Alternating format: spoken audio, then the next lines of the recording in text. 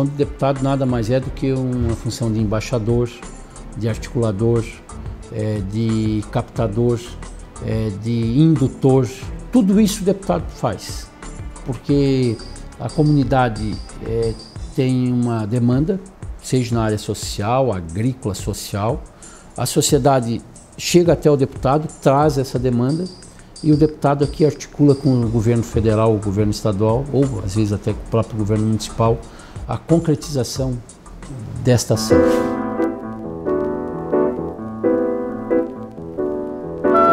Como parlamentar, eu exerço intensamente a intensidade, 7 dias por semana, 30 dias por mês, eu não paro nunca.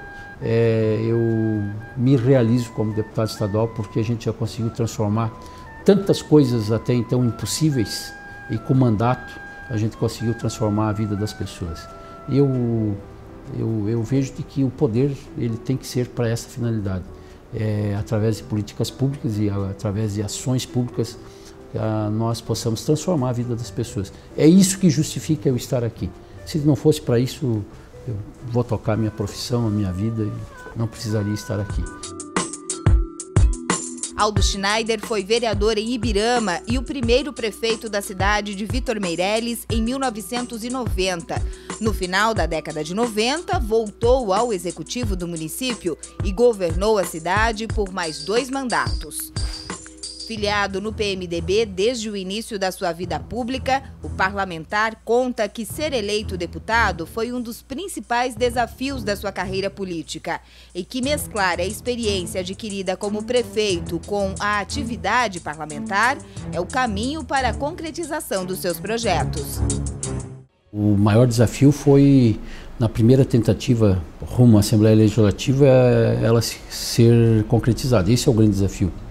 Até porque, para quem nunca foi candidato a deputado estadual, tu disputar a primeira eleição e ela já ser vitoriosa, ela é bem complexo. Então esse foi o grande desafio. Após a eleição, o desafio é como é que eu vou me comportar no legislativo. Até porque eu sempre fui executivo. Aliás, eu fui vereador 1 ano e não gostei de ser vereador. Porque ali tu sugere, o prefeito vai se quiser. E só que na Assembleia ela me deu uma visão diferente do legislativo. Como eu sou um deputado da base do governo, eu trabalho muito em favor das questões regionais. É da estrada, é do hospital, é da UTI, enfim, de tudo que você imaginar do poder público, eu faço o papel de embaixador desses interesses junto ao governo. Então eu sou um deputado meio que executor no sentido de levar as coisas. Porque o papel aqui em Florianópolis não anda, tem que colocar perna neles. E eu faço exatamente esse papel, colocar perna nos papéis, nos projetos importantes para o desenvolvimento da minha região.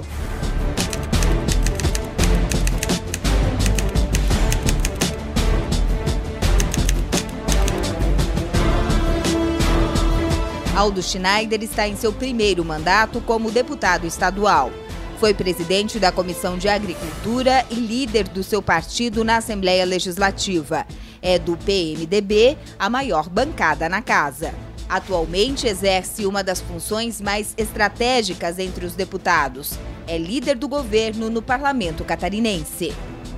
Não, no meu primeiro mandato, honestamente, eu não esperava nada. Eu esperava de que eu ia ter um mandato emanado das urnas e de que esse mandato ia me proporcionar ser embaixador dos interesses da minha região.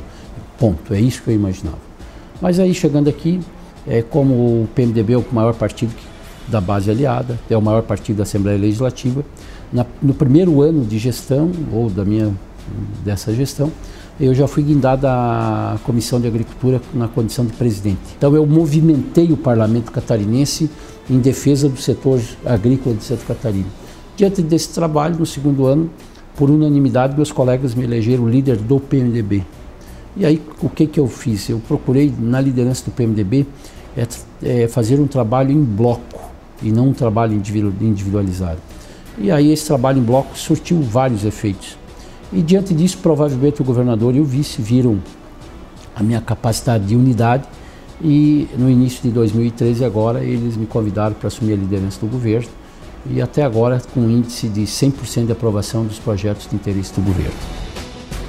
Ser líder de governo significa ser o elo entre o executivo e o legislativo estadual. Então eu tenho feito muito esse trabalho, governador do estado, vice-governador, Casa Civil e todos os parlamentares. Aqui eu trato cada projeto de uma forma diferente. Então nós dialogamos com a oposição, conversamos com a situação e aí a gente leva para o governador muitas sugestões para aprimorar os projetos que vêm do executivo para cá. Algumas são acatadas, algumas não, mas a gente faz esse meio de campo para que o projeto não seja vetado depois pelo governador. Então o governador está satisfeito, o vice está satisfeito. Para mim foi um desafio homérico e os meus colegas deputados têm em mim um deputado amigo e um deputado de confiança. É isso.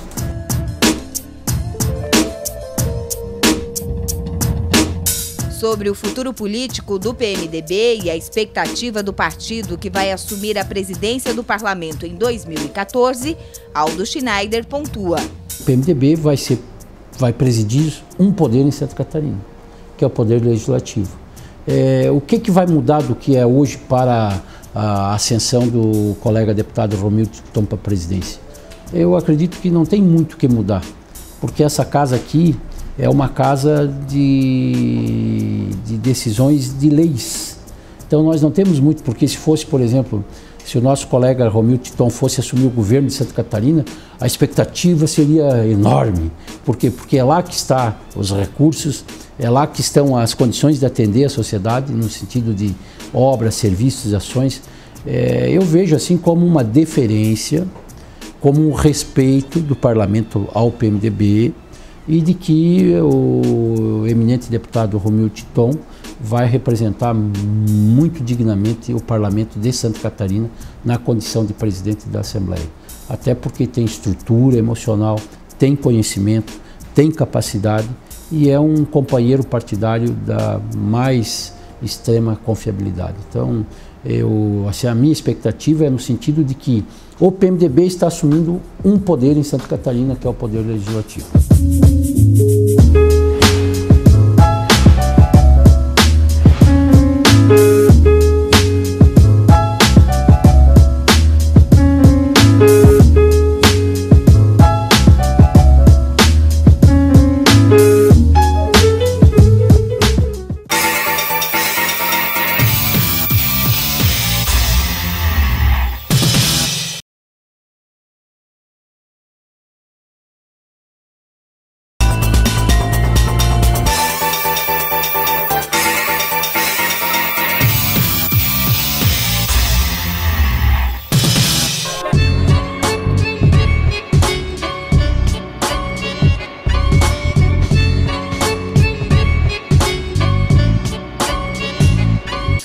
Na atuação parlamentar, Aldo Schneider é conhecido por seus discursos contundentes.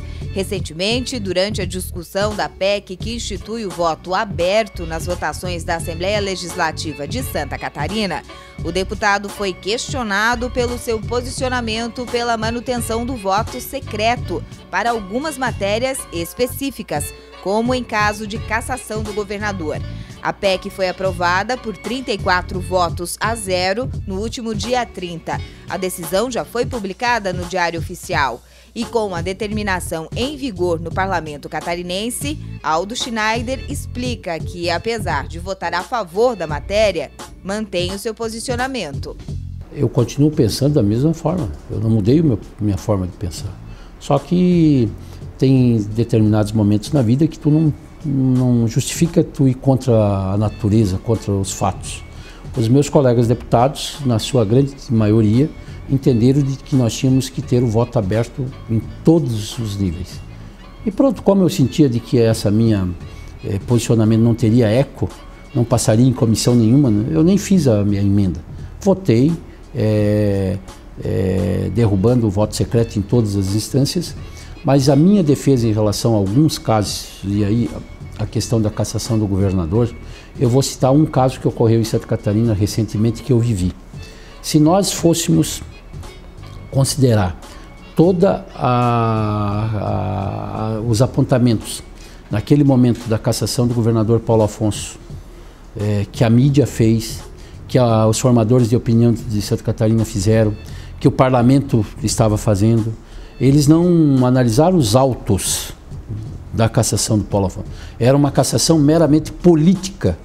Política, por quê? Porque a sociedade queria que cassasse o Paulo Afonso, mas ninguém sabia por que queria que cassasse o Paulo Afonso.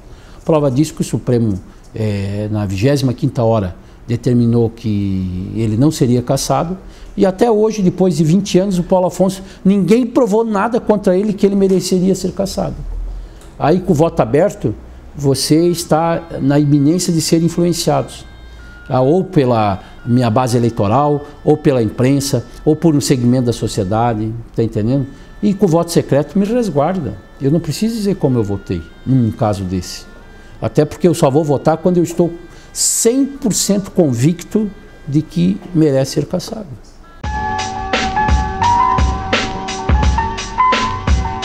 Aldo Schneider representa no parlamento catarinense uma das regiões mais castigadas por enchentes.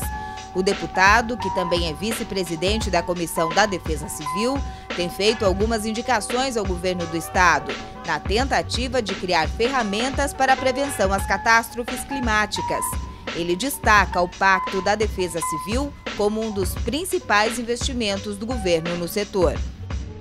E com a criação da Secretaria de Defesa Civil, o que se criou com isso? Nós criamos o status, criamos uma estrutura, criamos uma lei específica de criação da Secretaria e, obviamente, os cargos, criamos o Fundo da Defesa Civil e, com isso, hoje, Santa Catarina está em condições, em parceria com o governo federal, de fazer investimentos aí na ordem de mais de 600 milhões de reais para a questão de contenção de cheias no Vale do Itajaí. Esse vale, são mais de 1 milhão de habitantes que moram nesse vale, são 25% do PIB catarinense e ele merece uma atenção diferenciada.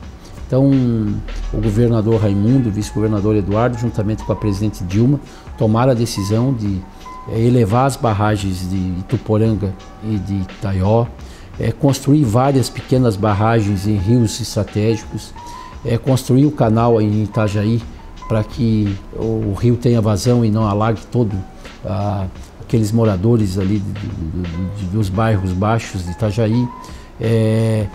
Estamos agora construindo um radar meteorológico na cidade de Lontras, que foi o ponto mais alto que se encontrou, para que em 3, 4 ou 5 horas, ou às vezes até um dia de antecedência, nós possamos fazer o trabalho de informação dos cidadãos em todas as cidades, não só do Vale, mas de Santa Catarina todo, porque esse radar é para atender todo o estado, no que se refere a vendaval, a chuva, a granizo, tudo nós vamos ter com antecedência, vamos saber com antecedência. Claro que isso tudo iniciou-se no governo anterior, no governo do Luiz Henrique, quando o governador Luiz Henrique contratou um projeto japonês chamado JICA, e é esse projeto que nós estamos tirando do papel. Vieram os japoneses, ficaram alguns meses aqui em Santa Catarina, fazendo a avaliação do que nós poderíamos fazer em termos de obra civil para poder minimizar os efeitos de grandes catástrofes em Santa Catarina. E agora, esses projetos, todos eles, estão saindo do papel em parceria com o governo federal. Uma parte são recursos do Pacto pela Defesa Civil, oriundas de financiamento aprovados pela Assembleia Legislativa, e a outra parte são dinheiro do Ministério do Planejamento a fundo perdido, que é a contrapartida do governo federal.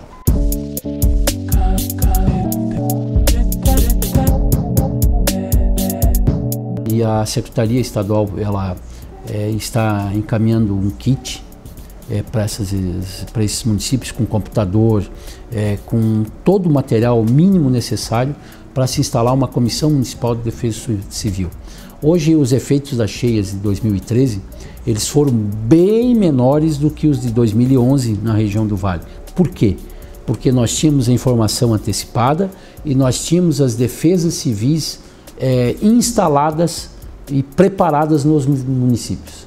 E aí eu posso falar com conhecimento de causa que dos 28 municípios do Alto Vale, 20 foram afetados, duramente afetados, e os prejuízos, por exemplo, das pessoas praticamente foram bem menores do que em 2011. Por quê?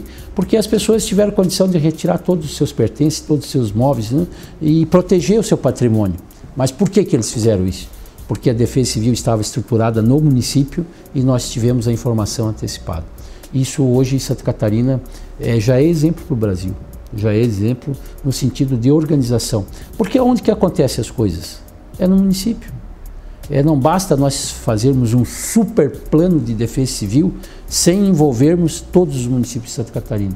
Porque não é o governador daqui que vai acionar um botão e vai fazer com que as pessoas lá em Rio do Sul atendam o acionamento do governador. É a Defesa Civil de Rio do Sul que vai mobilizar a comunidade de Rio do Sul para, à medida de que o rio está enchendo, as pessoas que estão na cota 7, que é o 7 metros, na cota 8, na cota 9, na cota 10, que com antecipação elas comecem a tirar os seus pertences. O mais importante é que a gente está aprendendo a ouvir os profissionais e os técnicos que estão capacitados para isso. E não está tendo interferência política. Ah, eu acho que vai dar 10 metros. Ah, eu acho que vai dar 12 metros. Não, quem está dizendo isso são os técnicos. E nós, políticos, temos que viabilizar a logística para atender a comunidade.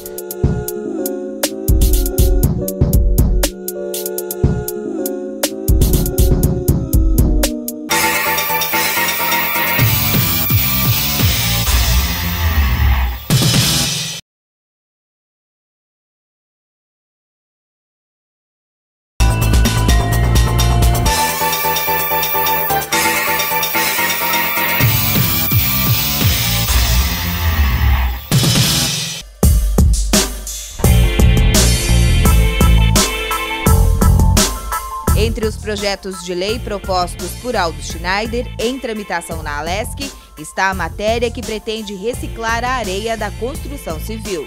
O projeto é tão positivo que o secretário de Desenvolvimento Sustentável já transformou numa resolução do CONSEMA e de que hoje todas as indústrias já estão autorizadas a reutilizar esse material. Enquanto o projeto tramita aqui na casa, o CONSEMA, através do secretário de Desenvolvimento Sustentável, criou uma resolução já autorizando as empresas a se reutilizarem disso. Qual foi o meu objetivo quando eu propus esse projeto? Objetivo 1, todas as metalúrgicas de Santa Catarina elas têm que pagar para depositar essa areia nos aterros sanitários. Então tem o custo de transporte e o do depósito lá no aterro sanitário. Ponto 2, nós estamos deixando de utilizar esse produto para fazer paver, fazer meio fio, fazer tubo, fazer lajota. Isso tudo pode ser, se as indústrias não quiserem fazer isso, doar para as prefeituras.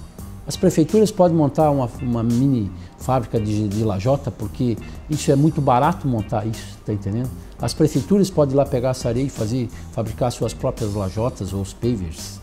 Ou, se elas quiserem vender, para quem quiser se habilitar a comprar. Então, as empresas deixarão de ter um custo para ter um benefício. Esse benefício ou da venda ou da transformação dessa areia em algum produto que possa servir à sociedade. Logicamente que nós fomos procurados por algumas metalúrgicas no começo. Quando a gente iniciou esse projeto, nós envolvemos as grandes metalúrgicas de Santa Catarina, a WEG, a Tupi, a Metalúrgica Jussulense, várias empresas, no sentido de construir junto com eles, junto com a Universidade Federal, junto com a Universidade de Santa Catarina, a UDESC, um projeto sustentável. Não adiantava eu ter um projeto de que fosse vetado pelo governador ou não tivesse a qualificação técnica de segurança de uso dessa areia. Então o projeto está em fase final aqui na casa, mas hoje o secretário de Desenvolvimento Sustentável viu esse projeto tramitando aqui na Assembleia e já resolveu, junto ao Conselho Estadual do Meio Ambiente, através de uma resolução, já autorizar as empresas a utilizarem esses produtos para aquilo que elas entendem. Evidentemente de que é bom ter um projeto de lei que aí está totalmente amparado, porque uma resolução hoje ela pode existir, amanhã ela pode ser extinta. Então está caminhando e logo nós devemos ter a sanção pelo senhor governador desse projeto, que eu entendo importante para Santa Catarina.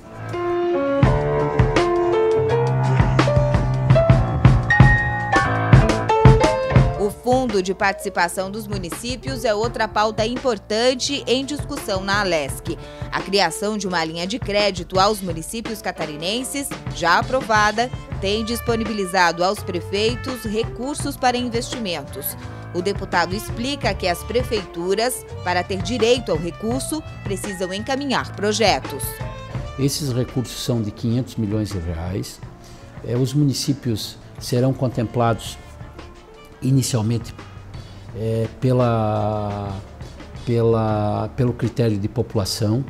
Os menores municípios de Santa Catarina receberão 700 mil reais, os pequenininhos vão receber 700 mil reais e os maiores municípios como Joinville, Blumenau, vão receber 3 milhões. Por que nós utilizamos essa lógica? Exatamente para que os pequenos municípios, o que mais sofre com a arrecadação, pudessem ter uma capacidade de investimento.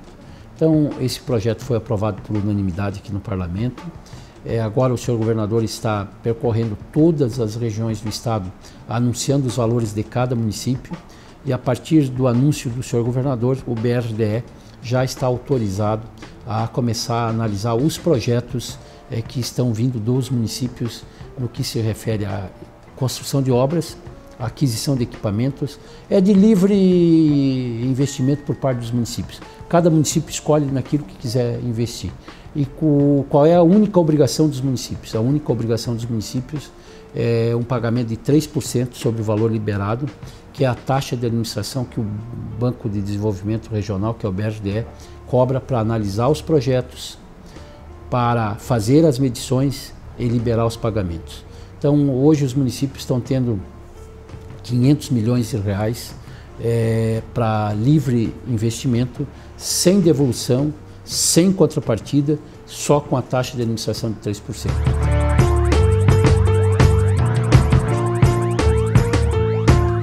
E além desse projeto, até porque os municípios, nós parlamentares, o governador, o vice, tem que ter a preocupação de atender os municípios.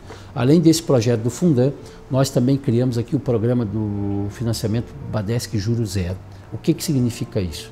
Os municípios, em função da sua capacidade de endividamento, eles se habilitam junto ao Badesc.